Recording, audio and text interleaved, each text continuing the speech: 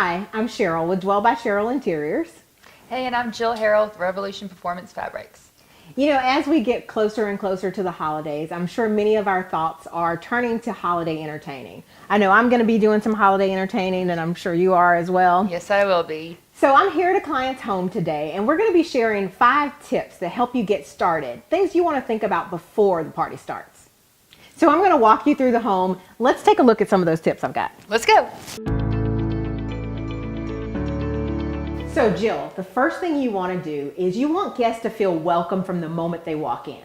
One of the things I like to think through is, what am I going to do with people's coats and purses? They're coming in to your party. They've likely got their hands full. Immediately you want to be able to take their coats and their personal effects.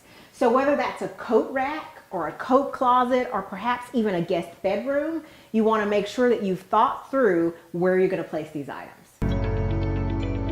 So the next thing you want to think about, Jill, is after you've taken your guests' coats, they could potentially have a covered dish or something that they've brought that they need to then sit down as well. So you want to clean off your countertops so that you're able to take those items and quickly put them away. Many of us have things on our countertops like mixers or toasters. You want to get those things out of the way.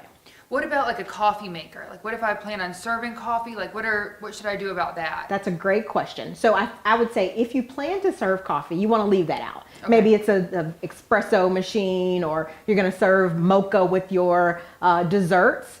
But if you don't plan to serve coffee, I think it's okay to remove that as well. Okay, great. So we've come to my favorite tip because it involves the bar.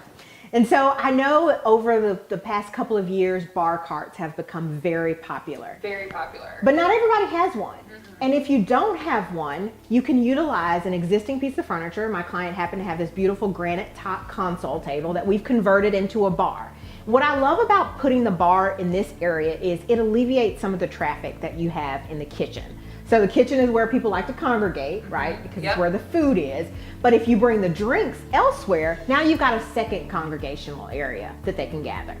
Great. So could you put appetizers over here too and steer absolutely. people this way for the food as well? You totally could clear off a little bit more space, add a couple of appetizers.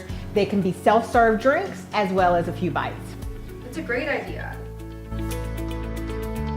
So while we're here, the next tip is all about seating. You really want to think through your seating strategy. One of the things I like to work in when I'm working with clients is additional seating. Things that can function as perhaps a coffee table or an accent table can also serve as seating. Here in this home, we have a bench at the entry. Well, it's great, it's decorative, you know, it kind of anchors this art area here, but it also, in a pinch, is additional seating. That can fit 3 people. Yeah. Right.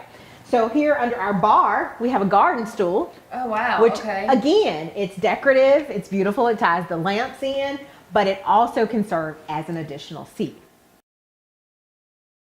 Cheryl, one of the things I always worry about when I have a lot of people coming over is how to make sure my bathroom is clean and well stocked and presentable throughout the night.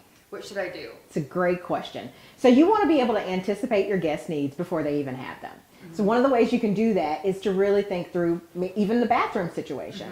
So I like to have things on hand like lotions, nice soaps, air freshener, things that are going to make their stay more comfortable. So stock up on the bathroom essentials. And also you want to make sure that you have guest towels. I like disposable versus a hand towel, because if you've got a lot of people using the bathroom, certainly throwaway towels are going to be a little bit more sanitary. Those are great tips. Thank you. You're welcome.